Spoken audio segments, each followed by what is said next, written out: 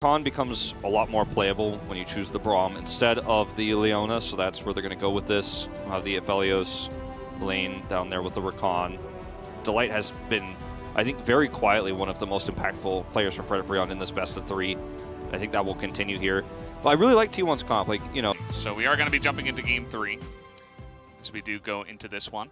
FREDIT BRION's comp as well. No slouch. I mean, if this game goes even into the late game, I actually really like FREDIT BRION's comp. I feel like T1's comp wants to get ahead early and often and try to roll that tempo into winning sometime around, 25, 30 minutes. If you're going longer than that, the Ashe might not be having too much fun. She has the Braum, of course, but besides that, there's not too much appeal.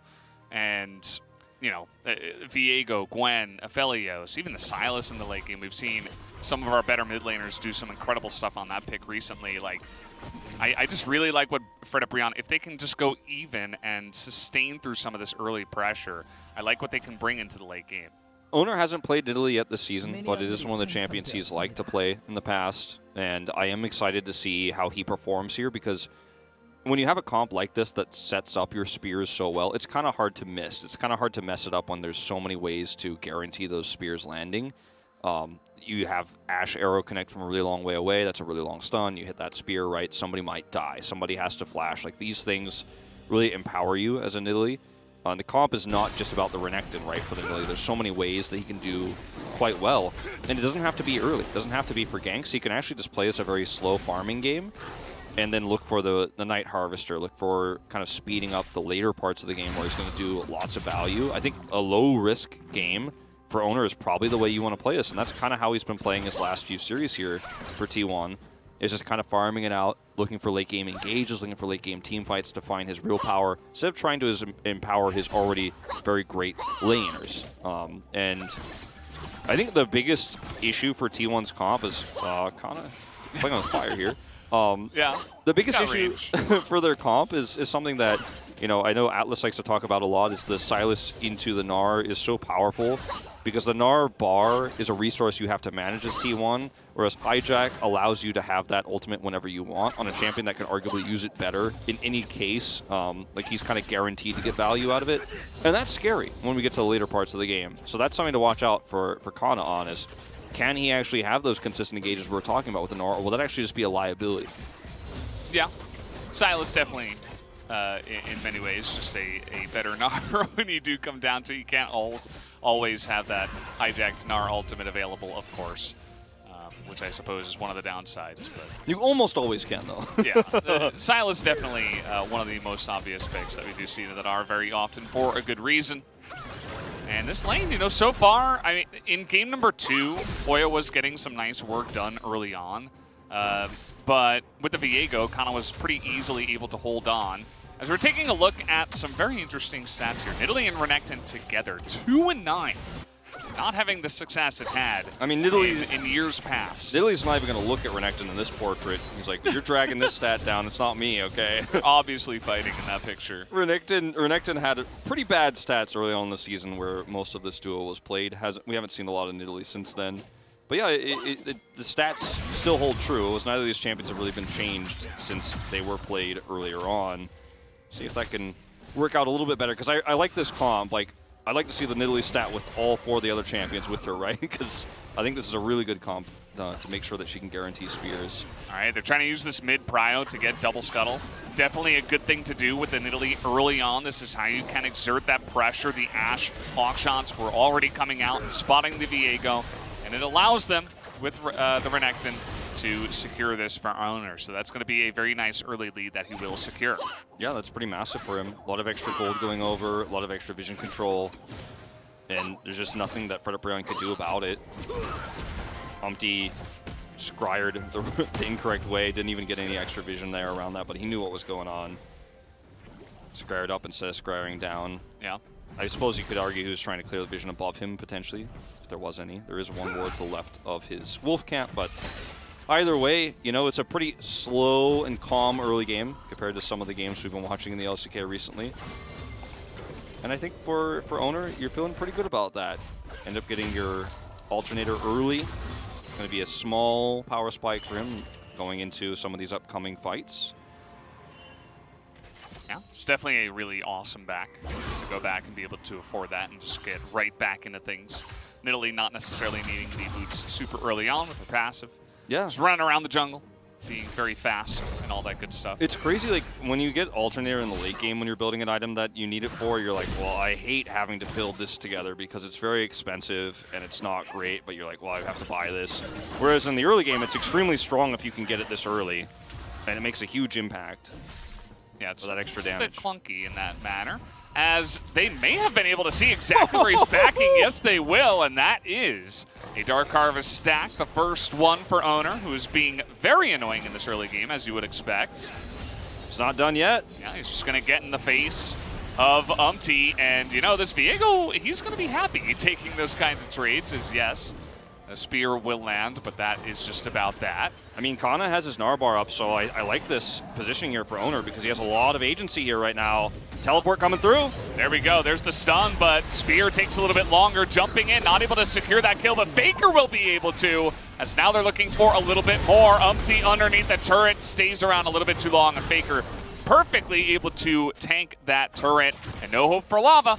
Teleport was down. I can't remember the last time I saw Faker teleport in the early game to the top side of the map where it wasn't a great success for T1. They are so good at making these plays happen on the top side of the map where you look at, okay, I've got the resources set up here. Owner comes in. This is a 3-step process, right? Owner comes over here, threatens the Sylas, prevents his back, comes over, starts trading with Umpty, and Kana's like, I got my Narbar. Faker's here. Like, they call the teleport super early. He gets the dash through and gets the kill. This is so well set up, and it was set up moments before this. It's so perfect here how much value they get out of a single teleport, and this just keeps happening with Faker. Every time he goes topside, it's at the exact right timing to make a big play and get a huge early lead, and this is why, statistically, T1 is our best early game team, as plays like this, around the jungle, around Faker's teleport, have been so successful. Yeah, and you have to wonder, you know, Lava teleporting into the mid lane at that timing, it seemed pretty obvious that they were looking for a play up on the top side with how aggressive Owner was getting. Yeah. But at the same time, maybe there was a wave coming in, right? Faker pushes in the wave after delaying the back of Lava, and he's like, okay, I can teleport from base to the top side. Whereas Lava's like, well, you know, I'm sorry, guys, but I don't want to miss 10 minions in the mid lane. Yeah. I didn't see the exact wave state, but that's what I'm expecting as to right. why he teleported into the mid lane. But not having the Sylas for a 3v3 makes it a much more easy dive to pull off for T1. Yeah, exactly. I mean, Lava is only 12 CS behind, is going to catch up a little bit on that, but it's not a great start here. Now your Renekton's starting to come online. Does have his executioners, so Sylas can't lifesteal his way into those trades as easily. It's pretty common to build that into this matchup. A lot of matchups into the Sylas, in fact. And for Lava here, like, just trying to catch waves, and guess who is farming the red side jungle? It's Owner. He is everywhere. He's harassing. He's got so much vision. Look at all these wards that are planted here by the Nidalee, who's just guaranteeing so much pride. Now, the trade-off is that Henna is going to get some plates down here, but the Rift Herald is going to be so much more valuable. And there's just nothing you can do as FREDIT BRION on the top side of the map. At least they get this as a consolation prize. Yeah, and when you consider how passively FREDIT BRION are playing around that Rift Herald, I think it was even before they saw the Ashe rotating. I don't even know if Gumayusi had to go up. No, yeah, exactly. He could have even thrown an arrow and said, I mean, 4v4, you guys should win, right?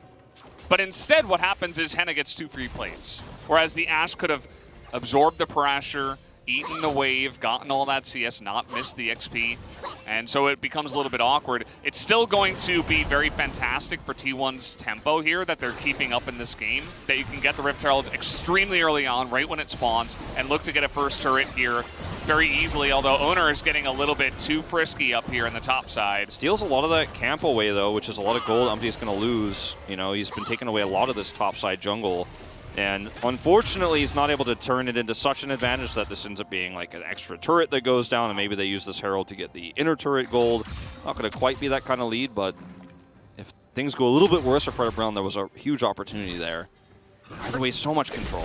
Pretty interesting that they don't drop the Rift Herald up on the top side, but mid turret is also pretty low, and you consider that he had to flash away. They didn't exactly have full control up on the top side.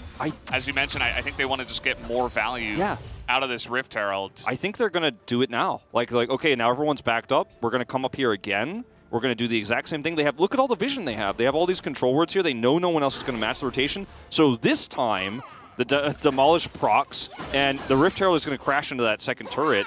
Might even get a kill here. Now they're definitely going to at least poke Hoya away from the wave so that they can push this one in. And as you mentioned, no one is around. I think Umpty at this point, you're too far away. Just take the Drake. As this trade in mid lane, Faker is really abusing this early pressure that he does get from the kills and, of course, the Renekton versus Sylas. Going to be the double charge. That is so much value here, and they're just denying Umpty from rotating. Oh, wow. Look at Faker. I mean, he knows Lava's still here, right? So he's like, okay, I can go 1v2.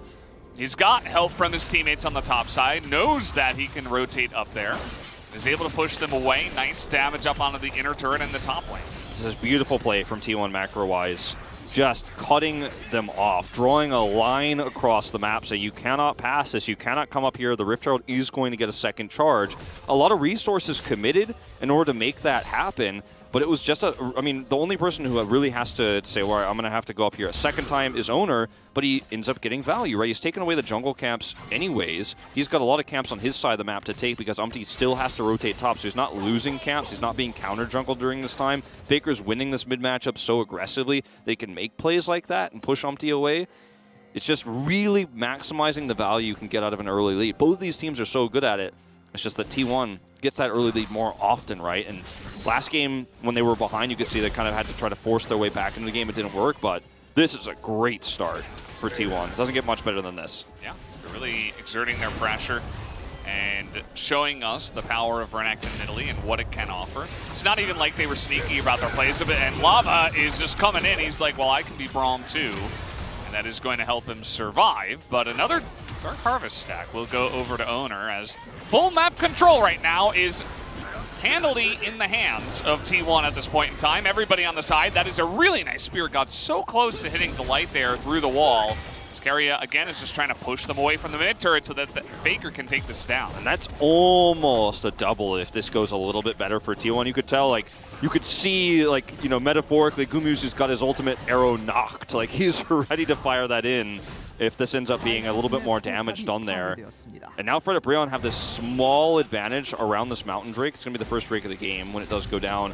But look at all the vision they have to clear first. It's so difficult to actually say, okay, we have just enough of an advantage to actually start this Drake when, you know, T1, if they collapse onto you, you're in big trouble. But they do see the commitment top side here, and they are going to go ahead and take this for free. Hoya, well, I thought they saw this. Suppose maybe not. He does back away. I think he's aware. Yeah, just the timing of the push and them going back means that they'll be able to eke out a little kill here. But as you mentioned, this pressure up on the top side is going to be so annoying, and there's not really much that Hoya can do. It's not like he can get in range. No. With Meganar coming up as well, you got to respect this pressure. I mean, they're just utilizing, once again, the power of Demolish with this Gnar pick so extremely well. So much extra gold going over to T1. They have 3 turrets at 13 minutes. Like, think about that for a second. Like, suddenly realize that this is a 6K gold lead with 2 kills at 13 minutes. With 2 kills. T1's macro, I don't think they could have played it out better. Like, it's just so clean. Yeah, and it was very straightforward and quite obvious, right? It was very telegraphed. They're like, okay, guys, we're gonna go to the top side and we're gonna dive you. Like, the Nidalee right in their face, and Faker going back, having the teleport available. And they just kind of force their way through it, and it's very clean. FREDIT BRION haven't found an answer yet. And I mentioned at the beginning of the game, I'm like, well, if FREDIT BRION can kind of get through evenly or not too far behind and get to a later stage of the game, they have a lot of options, but this is not that type of game. No. With this amount of momentum that T1 have, their comp should demolish them. And speaking of demolish, Kana's like, well, there's another turret over here, so I guess I'll head down and make an impact. Now, the Gnar ultimate is hijacked, and Delight is here. But I think Kana should be able to get out of here, no problem. And, like, the problem for FREDIT BRION is that their comp can set up some combos. They can team fight really well if they can, you know, have a really nice Gnar ultimate themselves. You know, after it's hijacked, if they can set up with really good Moonlight Vigil. Delight has had so many great moments on both the champions it's played, you know, so far this series, the Alistar and the Rakan. But unfortunately, You know, with the deficit you have and the lack of map control, you're never going to be able to take that fight on even terms. You're never going to be able to have that safe setup to look for a 5v5 front-to-back team fight, you know? We might just see this Gnar ult used on minions or something here, unfortunately, because there's just no way to really commit to this fight. Like, Delight's like, maybe he'll make a mistake. Kana said, no, I won't, actually, and life goes on. But it's hard to come back in this one. It really, really is, because you also don't have a comp that is going to empower this Viego pick as well, you know? All right, well, this is one way to do it. Kana getting baited into this one, but again, it's only Rakan, and you can see the amount of damage that the Gnar can do from this point in time. Finally, the charm comes out. A little bit too little, too late, as yes, Kana might die, but he's able to pick up the kill 1v2, and everybody on the side of FREDIT BRION had to be down here. Yeah, everybody has to be down here. Now, luckily for FREDIT BRION, that isn't going to cost them much on the map. It is going to give a really strong push to Faker, who is going to now start to threaten the inhibitor turret after this wave crashes in. There's no, Drake or anything, or Rift Herald or a Baron that goes down for this, but still ends up being pretty massive. Faker's like, I'm just going to get this gold, and we're going to look for Hoya. He's a real fast Croc in this one. He's going in, and they're going to get the flash, or not the flash, but the dash away from Hoya, I suppose. Yeah, he loses his flash and his teleport for this, but they're going to get a turret, so it's not all bad. Just trying to exert as much pressure as possible. And that's really what you have to do. Like, some other teams, they might get this lead, and they're like, okay, well, now we can sit back and wait. T1, let's look for the second Rift Herald. It's like, no, like... Yeah, T1, a.k.a. Turret 1, a.k.a. Turret 5 now. They've taken off the map with the second Rift Herald. They have now a nearly 7,000 gold, or 6,300. I don't want to get too ahead of ourselves here, but it's a massive, massive gold lead for these champions that are going to do well in a straight-up 5v5 team fight. Owner is well and truly online, as we're going to watch this from Kana. It's a bait here, but he actually ends up getting the second ultimate, which is way better here. Into the wall. Again. Wall of power. Ends up getting the kill. Wants to get two, and then 야, 나 앞으로 갈게. He's like, I'm just going to go 나 for 거의 it. 죽을만해. 이거 그웬 라칸 노궁. 그웬 라칸 노궁이야. And saying Gwen and Rakan both ulted, so they don't have them up. And Silas. Yes. I mean, well, kind of. He's saying their ults are down, basically. Yeah. And, yeah, FREDIT BRION, I mean, the one thing they were able to get in this game was the turret. Or not the turret, the Mountain Drake, of course. And T1, they should be able to pick up pretty much every Drake from here on out, you would imagine. And with the options we have, Infernal and Ocean, I mean, those are pretty much the generic best two that we have in the game, right? And so they're going to be happy with either one that does come up. I feel like Infernal will help them to close the game out a little bit easier. But either way, they're just going to be able to have supreme control over all these objectives. And FREDIT BRION are really going to be pressed to have any timing where they can really fight for any of those. It's just, I mean, if you look at the map, it's all blue. And that's the problem for FREDIT BRION. Like, how can you flank? How can you catch someone? How can you set up for, a really awesome Silas flank where you're able to catch somebody and look for a first reset for Umpty and then the fight goes well? Like, how can you make that happen when you can't see? You're blindfolded by T1's clearing of the vision. On top of it, it's hard when you look at the items and how fed T1 are in general. Like, if you try to look for that type of engage, like, Silas will just get blown up sometimes. He has a stopwatch at least going into these the next fight, which might actually just be a very early Baron start for T1. And for T1, you're just not afraid of anything. Like, you have no reason to fear walking into the jungle right now to take that vision away. There's no turret. There's nothing. Faker taking it very literally, and so is Owner. Actually has to flash back over the wall. Maybe should be a little bit more afraid, but dial it back, maybe like one or two more numbers. Just a little bit less.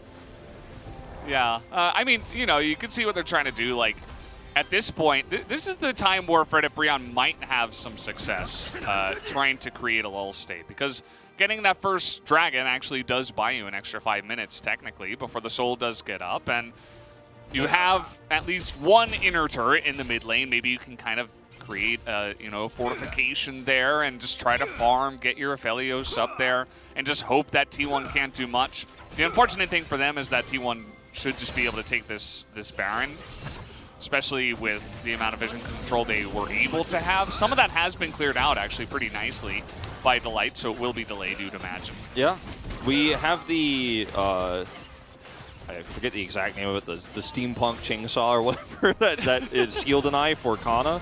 So that's going to be massive for them. They have the executioners for Faker. He's had that for a really long time. It's really difficult for Lava to carry these fights. And what's really scary for FREDIT BRION is what T1 can do if they don't like the Drake fight or how it's set up. They can just push an inhibitor turret, just like we saw in Game 1. They have the power to do that in this game with a fairly fed Gnar, who again has Demolish. So you can see where he is right now. He's like, well, we can actually threaten this Baron by clearing vision here. They can't stop me from pushing. So we have 2 win conditions on the map right now, and as FREDIT BRION, you have to deal with both somehow. Ocean Rift, by the way, as the stun is going to come down here. The Braum ultimate from Lava actually is pretty nice, as now we get the engage, and this is one way they can get on in here. Faker is just unkillable, though, in that back line, as Hoya does get a lot of value. Turns out to be a 1-for-1. But a lot of low health bars here on the side of T1 and actually FREDIT BRION. So and they only lose the Braum. You know, it's a trade of supports here, but T1 are in a really nice spot with these low health bars to maybe just step back, reset, and look for a Baron, because FREDIT BRION can't reset as quickly. They have to deal with this push. They have to deal with both the mid push and the bot push. You can see the pings going down here for FREDIT BRION on the Baron. They've cleared some of the vision on the top side of the pit, but I mean, look at all the control wards here for T1. Otherwise, gonna go back and watch this exchange one more time. Is, you know, trading even at this stage of the game is a pretty good look for FREDIT BRION. They are able to punish this quite well. They're playing around this Baron vision.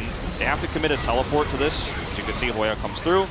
Faker is just so unkillable, though. Like, this is not a good look for how the team fights could go if T1 are not playing a team fight with one hand tied behind their back. Yeah.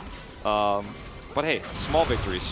Okay, well, I don't know if you want to be fighting Faker here, but stealing Dominus is going to scare him off, and of course the follow-up rotation from FREDIT BRION means that Faker just backs away. I would love to see Kana's damage to turrets across this best of 3.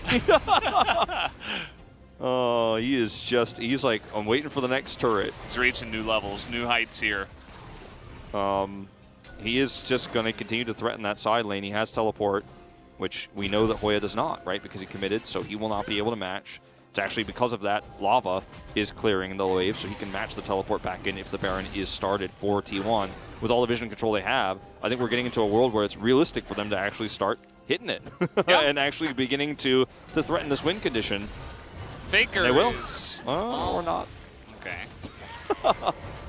Yeah, I mean, at some point, you have such gigantic item spikes here. I mean, even 2 items on the middle-y, like... Horizon focus, yeah, it's like... This is where you want to fight, right? Yeah. You don't... And you can see they're like... they're just itching for doing something. They're trying to clear out all of the vision if possible. They're really trying to exert as much pressure as possible. But they're not quite willing to go straight for the Baron just yet. Yeah. Arrow engage. Yeah, I mean, they say, like, well, I guess everybody's in that one brush. We've cleared out all the other vision. The thing is, like I was saying before when we talked about the draft, if you hit an arrow even on one person, that means a spear connects, and it's on a pretty low cooldown, so that's almost always worth it, actually, when you're setting up for an objective like this. You hit that arrow on Rakan, and he's got a back. Yeah. Can't be part of this fight, and guess what? That's all it takes. That's basically a kill. Even though he's not dead, he can't participate. Yeah, for sure. It's kind of like the idea of Rumble as well, where it's like, oh, I just threw an equalizer, and you have half health now, so you can't come in here.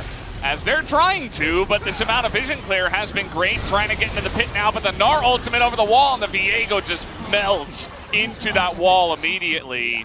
As now they're trying to get on top of Hoya. Faker didn't want to have to flash, but he will to pick up that kill. And now it is 5v3 with the Baron, and T1 can basically do whatever they want. This level of macro control that T1 showed us with their early game power, we know how great they are at using those mid teleports. Faker, again, has been so successful. I can't remember the last time that did not go well for him when he teleported top with a setup like that. This is the kind of T1 you want to see in playoffs. This is the level of macro control that is going to give some of our good mechanically strong teams big issues. Cleanse has to be used. But, like, if you're a team, you know, like Gen.G, for example, that has very strong mechanical players but sometimes drops the ball in the macro in the early to mid game and sometimes in the late game, this T1, with their understanding of how to abuse the map, how to actually get advantages of Summoner's Rift, like, that's a team you don't want to face right now. Like, T1 is the part of the storyline for us going into this is, does T1 actually make a run for that top spot? And after losing in game 2, you're like, well, this should have been a little bit more dominant. But in the 2 games they win, but this game is most certainly over. In the 2 games they win in the series, it's clean. Like, it is so clean. It's extremely one-sided. And it just shows you how powerful T1 is when they are ahead. We have to work on what happens when they're a little bit behind or it's an even game. But, man, this was a treat to watch. Unless you're a FREDIT BRION fan. Yes, the caveat is there. As you were speaking from the T1 perspective, of course. And Henna, still annoying. You can see if he's got the right guns, he will be able to clear out some of these waves. But I think T1 from this position, they're so far ahead that at some point you can kind of just throw Faker in there and he's just not going to die. And, you know, see what sticks. Yeah. As they're just going to push here. They've got a nice little 4-1 going. Faker kind of freelancing there in the middle. Says, well, we can just go into the mid lane, that's fine. He's got, I mean, they have the arrow available here, so, I mean, whenever they want to pull the trigger, once these turrets are down, is one of the easiest ways. Oh, that was cool. But it is through Recon. the gate. If he gets somebody else, that's actually a kill, but he got the Recon, sadly. Well, we're just going to pretend that arrow didn't happen, but at least the spear landed. That was cool. Yeah. And Owner's been doing well on these. The Horizon focus really paying off. And all you got to do is slow push here, try not to get engaged upon. Use your volleys, your spears, your Braum to just keep them at a distance while you take down their inhibitors. Who's your player of the game? I'm putting you on the spot. Give it to Faker. You give it to Faker again? Yeah. It's between Owner and him for me again. I think I have to give it to Faker. His decision-making has been so great. Owner helps set up a lot of that. It's been just a great game from T1 across the board. Start to finish. Yeah. Push it in here now. Going to take down the second inhibitor. It's just the spears are just too much when you're this far behind. No, you get hit by one of those and you lose the game. Well, Moonlight Vigil is down now, and you can see Umpty was looking to potentially set something up with that, but the answer will be no. Arrow's almost ready again here for Gamiusi. So, meanwhile, Kana's like, well, I could just go to the top side of the map. I think we've all seen this movie before. And T1 don't have, the arrow went wide, as you mentioned earlier, the last one he used. They don't have, insane, consistent engage. They have a lot of poke with the Nidalee spears. And I think T1 has played a lot of this late game, if you will, because we're not that late into the game, but they've fully been online for quite some time now. They've played a lot of it extremely safely because they just don't want to lose the game, considering how ahead they are. There's just no reason to go, well, we could just go in and Faker will never die and we'll win the fight and it'll be close because we're fighting under their turrets, fighting in their base. But we'll still win the game. They're just not even going to take that chance because there's just simply no reason to. Because at the end of the day, winning this series is all that matters. No matter how quickly you win it is not important. It's just going to play it out extremely oppressively. What about when we're comparing stats in playoffs and T1 has a slightly slower win speed? Yeah, no, I mean, that's where Someone tries to create a narrative based off of that. Like, what about then? That is the one thing that actually I was literally thinking about before you said it. I was like, that's the one thing that will be changed by this. All right. Okay. Finally, we do have that coming in, but he has cleanse again, so I mean, they get the cleanse. It's not exactly the longest cooldown. And Owner was not in position to spear him at that moment either, but Kana is like, you guys come top, I'm going to play tennis, we're going to go to the other side.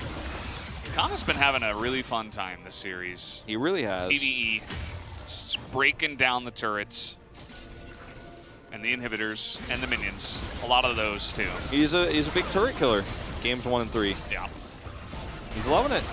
And that's going to be the first.